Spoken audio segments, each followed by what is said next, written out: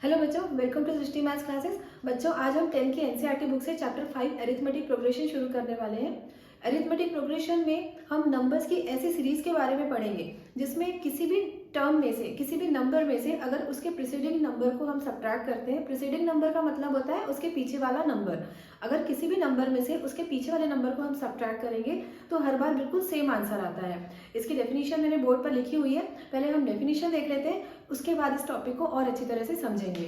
तो इसकी डेफिनेशन होती है, an arithmetic progression is a sequence of numbers such that the difference between the consecutive numbers is constant। यहाँ पर बच्चों नंबर्स का एक ऐसा सीक्वेंस जिसमें कोई भी दो कॉन्जिक्यूटिव टर्म्स का डिफरेंस हमेशा सेम आएगा, इस तरह के सीक्वेंस को हम कहते हैं अरिथमेटिक प्रोग्रेशन। और इसके एग्जांपल्स भी यहाँ पर लिखे हुए हैं। जैसे ये फर्स्ट है 5, 7, 9, 11, 13, 15। तो यहाँ पर हम क्या ऑब्जर्व कर रहे हैं, किसी भी टर्म में अगर 2 ऐड कर रहे हैं तो हमको नेक्स्ट टर्म मिल रहा है। जैसे 5 में 2 ऐड किया 7, 7 में 2 ऐड किया 9, इस तरह से ये सीरीज चलती जा रही है।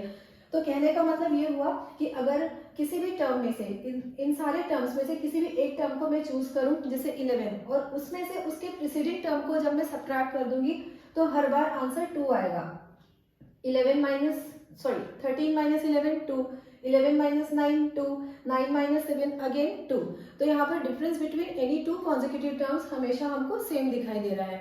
और ये तो सीरीज असेंडिंग ऑर्डर में है क्योंकि 2 2 ऐड होता जा रहा है। हर बार सीरीज असेंडिंग ऑर्डर में हो ये जरूरी नहीं है, सीरीज ये वाली डिसेंडिंग ऑर्डर में भी होती है। मतलब टर्म में से एक फिक्स्ड वैल्यू सब्ट्रैक्ट करके भी हमें आगे के टर्म्स मिलते जाते हैं। जैसे ये हमको दिखाई दे रही है सीरीज 17, 14, 11, 8, 5, 2। तो जैसा कि यहाँ पर बोर्ड में डेफिनेशन लिखी हुई है उसके अकॉर्डिंग हम अगर चेक करते हैं किसी भी टर्म में से उसके प्रीसीडिंग टर्म को अगर हम सब्ट्रैक्ट करें, जैसे 8 में से 11 सब्ट्रैक्ट किया तो 8 माइनस 11 आ जाएगा -3। 11 में से 14 सब्ट्रैक्ट करेंगे तो फिर से -3, या फिर 2 में से 5 सब्ट्रैक्ट करेंगे तब भी -3 आएगा। मतलब यहाँ पर किसी भी टर्म में अगर हम 3 सब्ट्रैक्ट करते हैं तो हमें उसका सक्सीडिंग टर्म मिल जाता है। या फिर इसका उल्टा, किसी टर्म में से अगर उसके प्रीसीडिंग टर्म को, मतलब पीछे वाले टर्म को सब्ट्रैक्ट करेंगे तो आंसर हमेशा हमको -3 ही मिलेगा इस सीरीज में। तो इस तरह से अरिथमेटिक प्रोग्रेशन के बारे में हम ये कह सकते हैं, it is a series of numbers that increase or decrease by the same amount each time.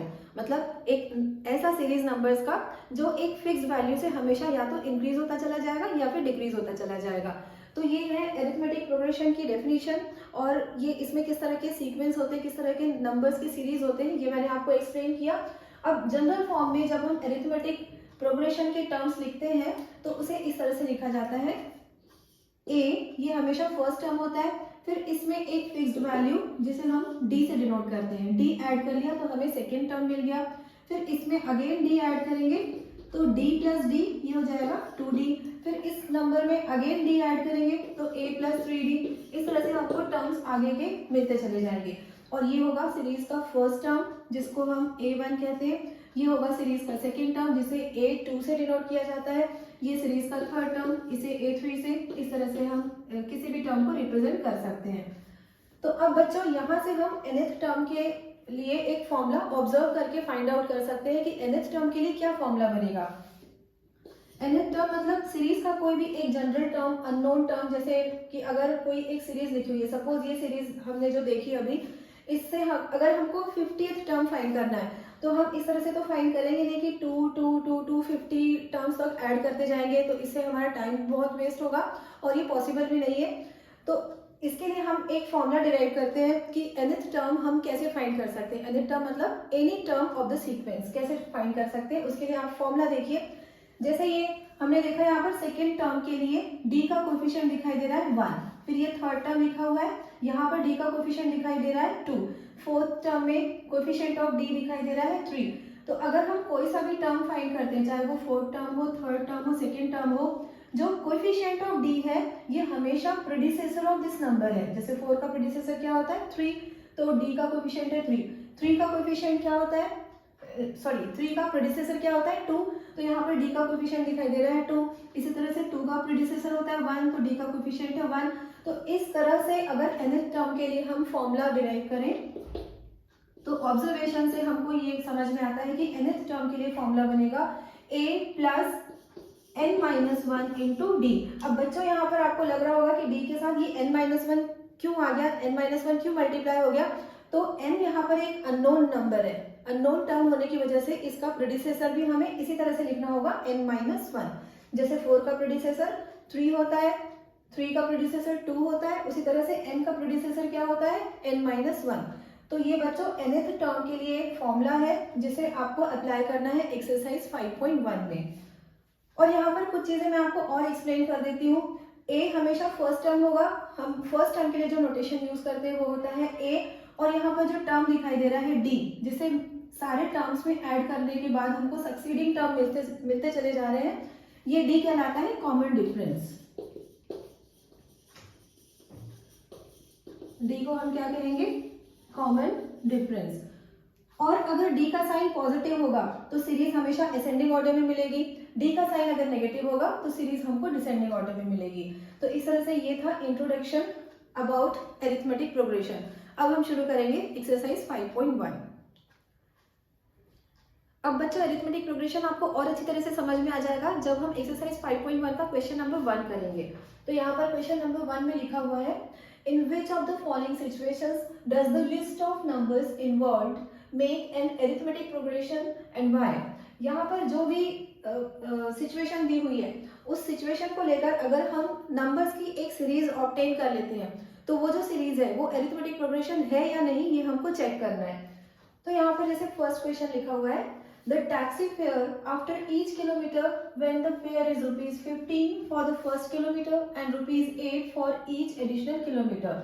तो यहाँ पर सिचुएशन ये है कि एक टैक्सी है जिसका फेयर हमको बताया हुआ है, फर्स्ट किलोमीटर के लिए है ये ₹15। अगर कोई सिर्फ 1 किलोमीटर के लिए उस टैक्सी में ट्रेवल करता है तो वो ₹15 पे करेगा, but for the subsequent distance it is ₹8 पर किलोमीटर। मतलब अगर 1 किलोमीटर के अलावा कोई और आगे जाता है तो उसको फिर ईच एडिशनल किलोमीटर के लिए ₹8 एक्स्ट्रा देना होगा। तो इस हिसाब से अगर हम टैक्सी फेयर यहाँ पर कैलकुलेट करते हैं तो अगर कोई एक ट्रैवलर है जो उस पर सिर्फ 1 किलोमीटर के लिए डिस्टेंस कवर कर रहा है तो उस 1 किलोमीटर के लिए वो कितना टैक्सी फेयर पे करेगा, ₹15। अगर किसी ने 2 किलोमीटर की ट्रैवलिंग की है उस टैक्सी में तो 2 किलोमीटर ट्रैवल करने के लिए उससे कितना पे करना होगा, ₹15 for the first kilometre and ₹8 for each additional kilometre. तो 1 किलोमीटर के बाद जो एक्स्ट्रा 1 किलोमीटर था उसके लिए ₹8। अब इसी तरह से हम देख लेते हैं कि 3 किलोमीटर के लिए उसे कितना पे करना होगा। तो पहले 1 किलोमीटर के लिए ₹15 ये तो फिक्स है, फिर जो अगला नेक्स्ट 1 किलोमीटर है मतलब जो सेकेंड किलोमीटर है उसके लिए ₹8 और फिर उसके नेक्स्ट 1 किलोमीटर के लिए ₹8। तो इस तरह से ये 8 से सीरीज इंक्रीज होती चली जा रही है। फर्स्ट किलोमीटर के लिए ₹15, सेकेंड किलोमीटर के लिए ₹23, यहाँ पर हम ऐड करेंगे तो 23 आ जाएगा और इनको अगर हम ऐड करते हैं तो 31 आ रहा है। तो इस तरह से ₹8 इंक्रीज होता चला जाएगा। तो यहाँ पर जो नंबर्स की सीरीज बन रही है वो है 15, 23, 31। तो इस तरह से हमको 3 नंबर्स भी मिल जाते हैं किसी भी सीरीज में एपी है या नहीं चेक करने के लिए। तो हम किसी भी टर्म में से उसके प्रीसीडिंग टर्म को सबट्रैक्ट करके चेक कर सकते हैं कि ये एपी फॉर्म हो रहा है या नहीं हो रहा है। तो जैसे सेकेंड टर्म में से फर्स्ट टर्म सबट्रैक्ट कर लेंगे तो 8 आंसर आएगा, A2 minus A1 equals to 23 minus 15 equals to 8. Similarly, third term minus second term, A3 minus A2 equals to 31 minus 23 is again 8. तो यहाँ पर कोई भी दो टर्म्स को आपस में सबट्रैक्ट करें, मतलब किसी भी टर्म में से उसके प्रीसीडिंग टर्म को हम सबट्रैक्ट करेंगे तो 8 आंसर आएगा। मतलब इस सिचुएशन में नंबर्स की जो सीरीज फॉर्म हो रही है वो अरिथमेटिक प्रोग्रेशन है। अब देखते हैं हम second question. The amount of air present in a cylinder when a vacuum pump removes 1/4 of the air remaining in the cylinder at a time. यहाँ पर यह किया जा रहा है बच्चों कि कोई सिलेंडर है और उसके अंदर एयर फिल्ड है और उसके अंदर जब भी कोई वैक्यूम पंप अप्लाई किया जाता है तो वो वैक्यूम पंप एक बार में 1/4 ऑफ द एयर रिमूव करता है। तो सबसे पहले हम सपोज कर लेते हैं कि वो जो सिलेंडर है उसके अंदर V वॉल्यूम की एयर फिल्ड है। इस तरह से ये कोई सिलेंडर हमने सपोज कर लिया, इसके अंदर पहले कितनी एयर फिल्ड है, V वॉल्यूम की। जैसे ही इसमें वैक्यूम पंप अप्लाई किया गया तो इसके अंदर से कितनी एयर रिमूव करेगा वो vacuum pump, according to the question 1/4 of the air present in the cylinder. तो V वॉल्यूम की एयर पहले से प्रेजेंट है, इसका 1/4 हमको वहां से रिमूव कर देना है। रिमूव कर देना मतलब माइनस कर देना है। तो अब सब्ट्रैक्ट कैसे करेंगे, 4 एलसीएम आएगा क्योंकि यहाँ पर V के डिनोमिनेटर में 1 है, 4V minus V equals to 3V/4। तो सेकेंड टाइम में सिलेंडर के अंदर कितनी एयर होगी, 3V/4। तो यहाँ पर हम एक और डायग्राम बना लेते हैं। सिलेंडर तो वही है लेकिन उसके अंदर अब एयर कितनी है, 3V/4। फिर से इस पे वैक्यूम पंप अप्लाई किया गया और फिर से कितनी एयर रिमूव की गई, 1/4 of the air remaining in the cylinder. तो अभी सिलेंडर के अंदर कितनी एयर भरी हुई है, 3V/4। फिर से हम देखते हैं कि अगर इसमें वैक्यूम पंप अप्लाई कर दिया जाए तो कितनी एयर बचेगी, इतनी तो थी, इसमें से 1/4 ऑफ द सेम वॉल्यूम को हमें सब्ट्रैक्ट करना है। तो ये हो जाएगा 4 4 16, 3V/4 माइनस 3V/16। और इन्हें सब्ट्रैक्ट करने के लिए फिर से एलसीएम लेना होगा 4 and 16 का। तो एलसीएम मिल जाएगा हमको 16 और ये एलसीएम फर्स्ट टर्म से मल्टीप्लाई होगा तो यहाँ पर आएगा 12V माइनस यहाँ पर 3V। अब सब्ट्रैक्ट कर देंगे 9V/16। तो थर्ड टाइम में सिलेंडर के अंदर 9V/16 वॉल्यूम की एयर भरी हुई है। फिर से एक डायग्राम बना लेते हैं हम सिलेंडर का और अब इसके अंदर कितनी एयर है, 9V/16। तो अगर 3 टर्म्स भी हमने फाइंड कर लिए तो इतना ये सफिशिएंट होता है अरिथमेटिक प्रोग्रेशन बन रहा है या नहीं बन रहा है चेक करने के लिए। तो कैसे चेक किया जाता है, अभी हमने थोड़ी देर पहले भी देखा था, किसी भी टर्म में से उसके प्रीसीडिंग टर्म को सब्ट्रैक्ट करना है। मतलब जैसे सेकेंड टर्म ले लिया तो उसमें से क्या सब्ट्रैक्ट करेंगे, फर्स्ट टर्म, और अगर हमने थर्ड टर्म ले लिया तो उसमें से क्या सब्ट्रैक्ट करेंगे, सेकेंड टर्म। तो अभी हम सब्ट्रैक्ट करके चेक करते हैं कि जो डिफरेंस आ रहा है वो सेम आ रहा है या नहीं। A2 माइनस A1 करेंगे, 3V/4 minus V, 4 LCM 3V minus 4V minus V/4। तो ये हमको अभी ये दिखाई दे रहा है difference between the second and the first term. अब हम देखेंगे what is the difference between the third and the second term, मतलब A3 माइनस A2, ये भी हम कैलकुलेट करके देख लेते हैं। तो मैं यहाँ पर सब्ट्रैक्ट कर रही हूँ, A3 माइनस A2। A3 मतलब थर्ड अटेम्प्ट में सिलेंडर के अंदर कितनी एयर थी, 9V/16।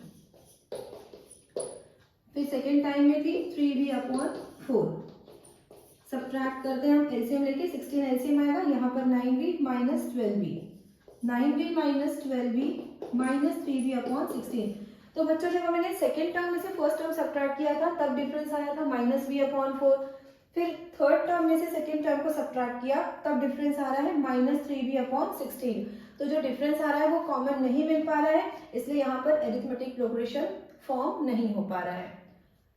तो सेकेंड क्वेश्चन में जो नंबर्स इन्वॉल्व है सीरीज में वो AP फॉर्म नहीं कर रहे हैं। अब हम देखेंगे third question, the cost of digging a well after every metre of digging when it costs ₹150 for the first meter and rises by ₹50 for each subsequent meter। तो यहाँ पर बच्चों क्वेश्चन को पढ़कर ही समझ में आ रहा है कि जो नंबर्स इन्वॉल्व होंगे यहाँ पर सीरीज में वो अरिथमेटिक प्रोग्रेशन फॉर्म करेंगे, क्योंकि जो भी वहाँ पर वेल डिग किया जा रहा है उस वेल में 1 मीटर डिगिंग के लिए कितना कॉस्ट लग रहा है, ₹150। उसके बाद for each extra 1 metre the cost is ₹50। तो फर्स्ट 1 मीटर के लिए ₹150 पे करना होगा हमें। फिर नेक्स्ट कितना पे करना, 150 में 50 ऐड कर देंगे तो आ जाएगा 200। फिर अगले 1 मीटर के लिए इसमें 50 ऐड कर लीजिए तो मिल जाएगा हमको 250। मतलब अगर 1 मीटर वेल डिग करना है तो ₹150, उसमें और 1 मीटर डेप्थ बढ़ाना है तो 50 ऐड करके 200 आएगा। फिर 1 मीटर डेप्थ बढ़ाना है तो फिर से 50 ऐड कर लेंगे, 250 आ जाएगा। तो 3 टर्म सफिशिएंट होते हैं। अब हम इनको सब्ट्रैक्ट करके चेक कर लेते हैं। सेकेंड टर्म में से फर्स्ट टर्म सब्ट्रैक्ट किया, 50 आ गया। थर्ड टर्म में से सेकेंड टर्म सब्ट्रैक्ट किया, फिर से 50 आ गया। मतलब यहाँ पर अरिथमेटिक प्रोग्रेशन फॉर्म होगा। अब देख लेते हैं हम आज का last question, fourth, the amount of money in the account every year when ₹10,000 is deposited at compound interest at 8% per annum। तो यहाँ पर बच्चों 10,000 रुपीज किसी के अकाउंट में डिपॉजिट हो रहे हैं, 8% रेट ऑफ इंटरेस्ट है और कंपाउंडेड एनुअली है। तो हमको बताना है कि जो अमाउंट एवरी ईयर के एंड में बनेगा वो अरिथमेटिक प्रोग्रेशन फॉर्म करेगा या नहीं करेगा। तो यहाँ पर जो फॉर्मूला अप्लाई करने वाले हूँ मैं, वो आपने 8th में पढ़ा होगा, कंपाउंड इंटरेस्ट वाला फॉर्मूला।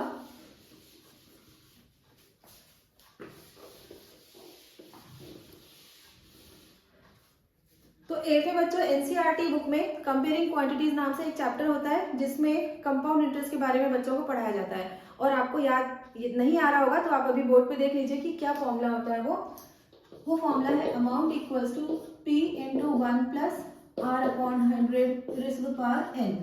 यहाँ पर P प्रिंसिपल होता है, जैसे इस क्वेश्चन में 10,000 रुपीज डिपॉजिट किए जा रहे हैं। R है rate of interest, P rupees 10,000, R 8% per annum ये रेट है, और n number of conversion period होता है या टाइम होता है समझ लीजिए। तो यहाँ पर कितने ईयर्स के लिए बताना है, n यहाँ पर डिफरेंट ईयर्स के लिए फाइंड करना है। मतलब n की वैल्यू 1 भी होगी, 2 भी होगी, 3 भी होगी, इस तरह से कुछ वैल्यूज देकर। तो हम सारे क्वेश्चंस में 3 टर्म्स फाइंड कर रहे हैं, तो यहाँ भी हम फाइंड करेंगे amount at the end of first year, amount at the end of second year and amount at the end of third year. तो देखते हैं कि क्या क्या अमाउंट हमको मिलने वाले हैं। A1 ये है amount at the end of first year, P into 1 plus 8 upon 100। अब इसे हम कैलकुलेट कर लेते हैं और देखते हैं कि क्या आंसर आने वाला है।